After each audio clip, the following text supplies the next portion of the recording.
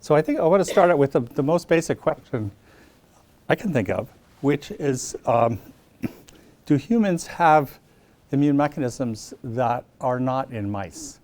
And I think almost certainly. We've done this experiment many times. Many mouse models of disease have been carefully constructed and proven to not give actionable intelligence for actual clinical application. They failed. Not all of them, but most of them, actually. And also, we developed vaccines that are only optimized in animals, in mice mostly. And then you can't optimize a vaccine in humans. So by the time a vaccine gets to humans, you're doing an efficacy trial, 30, 40,000 people, and it fails. And then you don't know why it fails. So we can't even learn. So HIV has been through this about 7 times now, got to phase 3 trials that failed. And we don't really know why they failed. But so someone says, okay, well, let's make a different one. That's not an efficient process. I mean, this has been going on for, what, 35 years. They can't hear you online. So. They can't hear me online. Pay attention. No. Anyway, yeah, let me try to speak up a little bit. Anyway, obviously, I mean, the mouse has been an incredible tool for immunology. It's built immunology. But that doesn't mean it's the end point of immunology.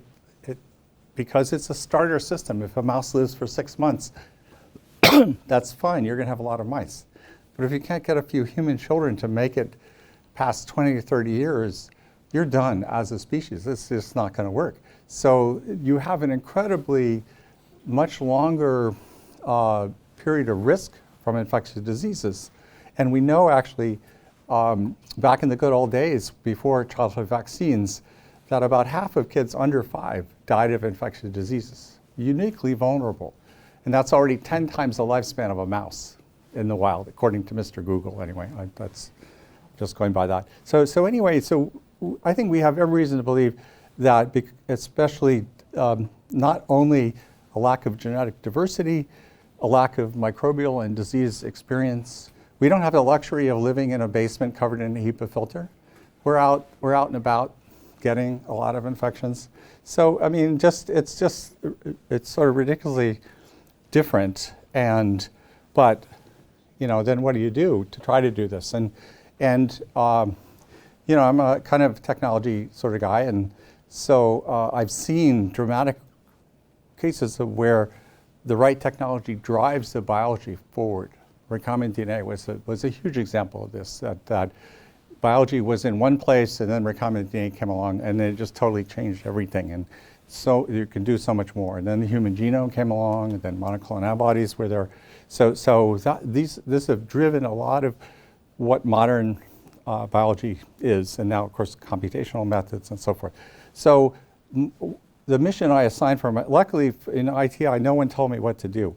So I could just make up what I thought was important to do, which is to develop tools to do human immunology. And not just me, but we had a lot of help from people here, especially at Stanford, but now it's kind of become broader, that people are starting to realize that you really need good tools. You could have the best questions in the world, but if you don't have a way to answer those questions or address them definitively, you're just talking. You're not going to accomplish anything.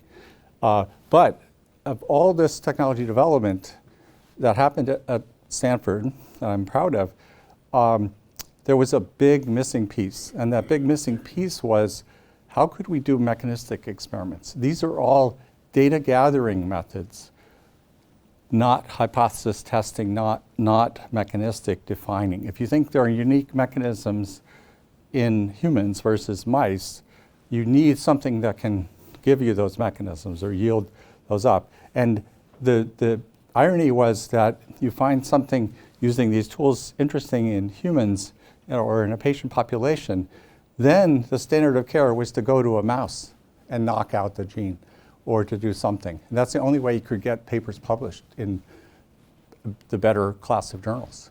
So it's just the do loop of you know, how are we going to discover human mechanism this way? So the answer is, well, at least the partial answer is, we discovered that just next door, people were whacking out tonsils at a great rate from innocent little children for sleep apnea.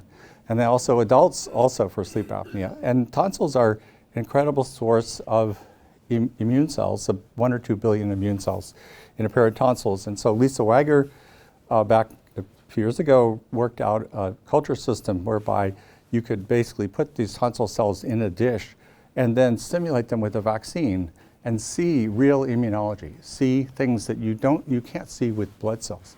You can see B cells mobilizing, T cells mobilizing, B cells being somatically mutated, and then affinity selected for high affinity antibodies to whatever you're vaccinating with.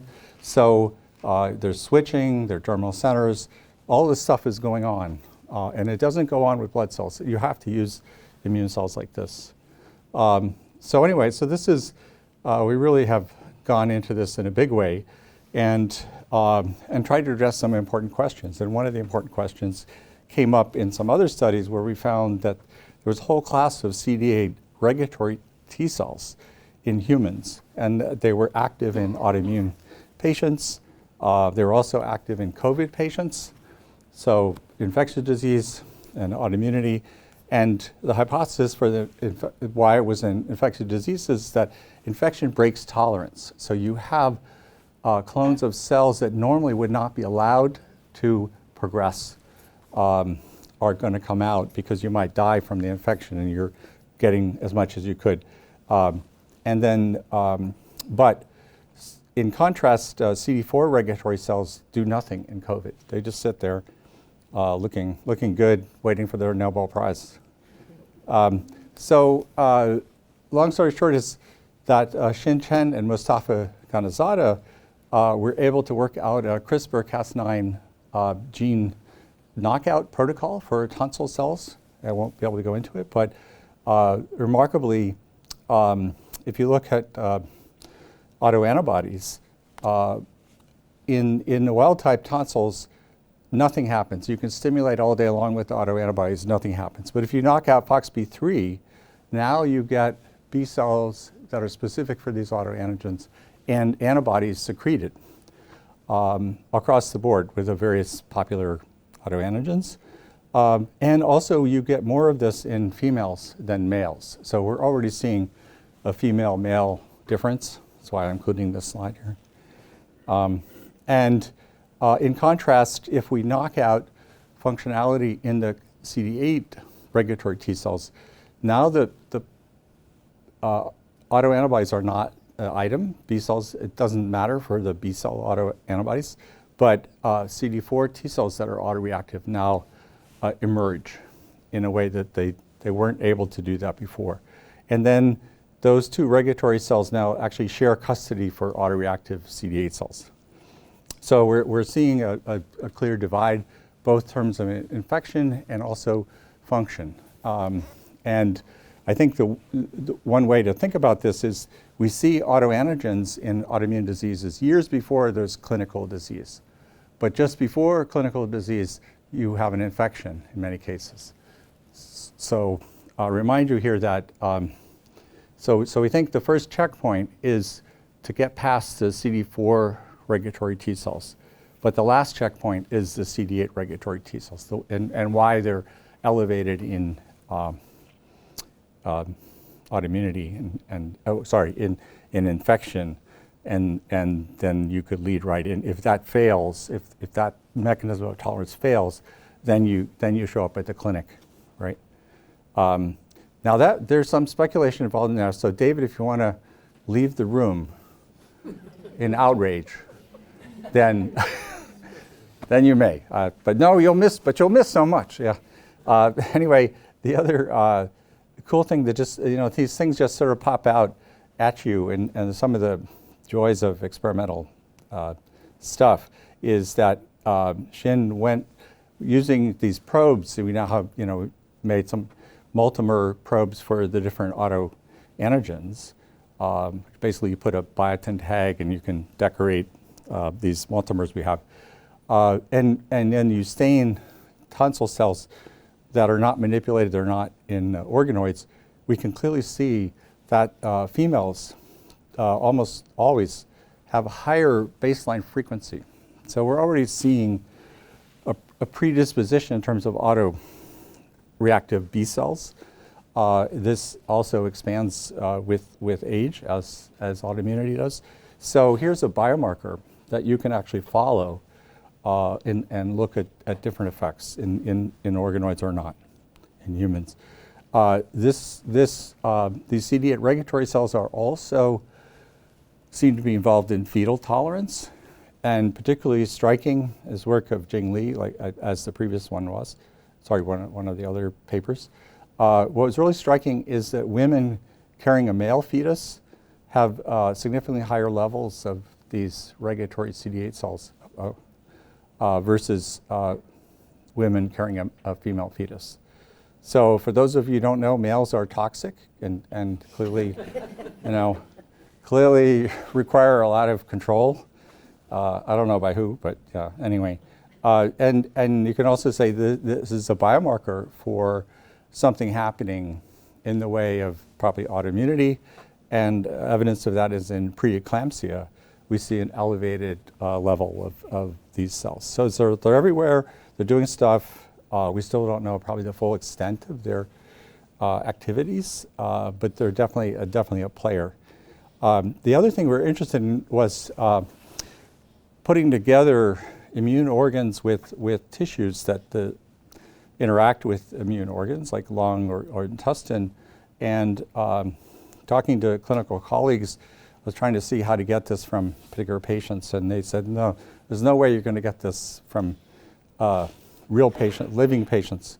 So we have to go to dead people, and luckily there's a fantastic facility called Donor Network West, which is the clearinghouse for organs for transplant.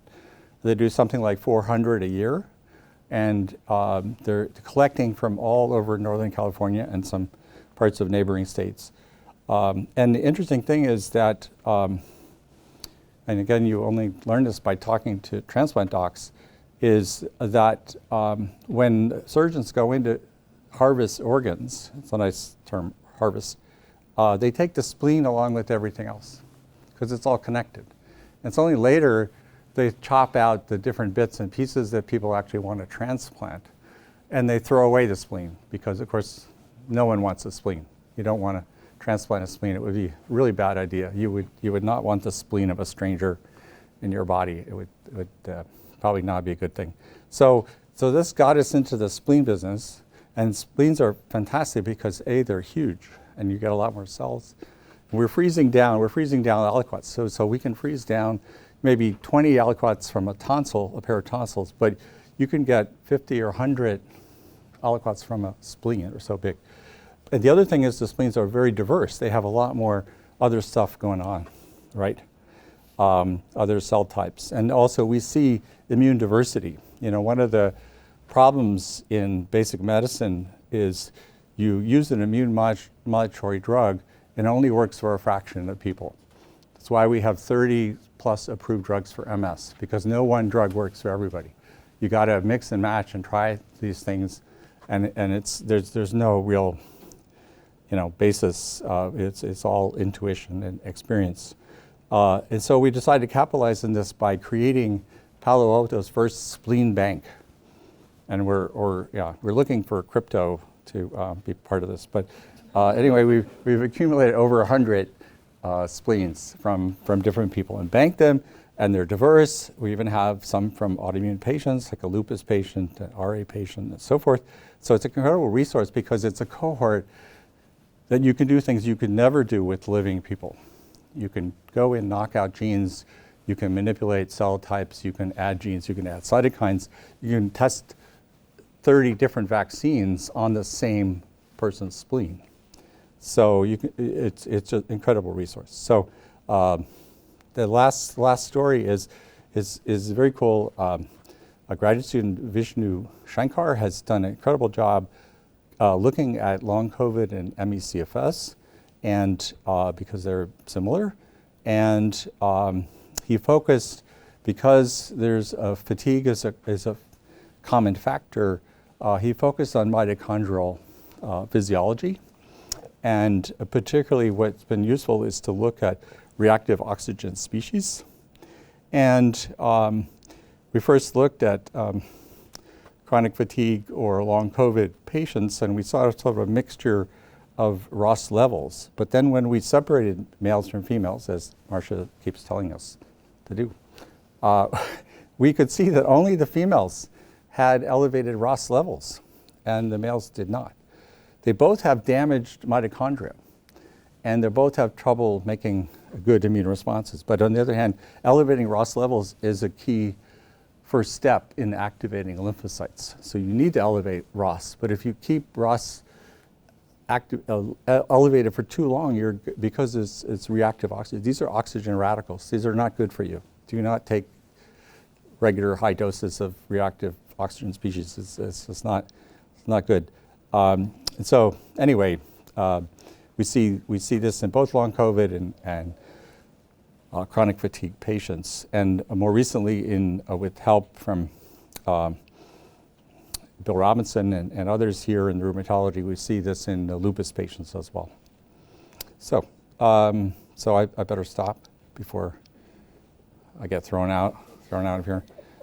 And so this wouldn't be possible with a lot of really smart people telling me what to do.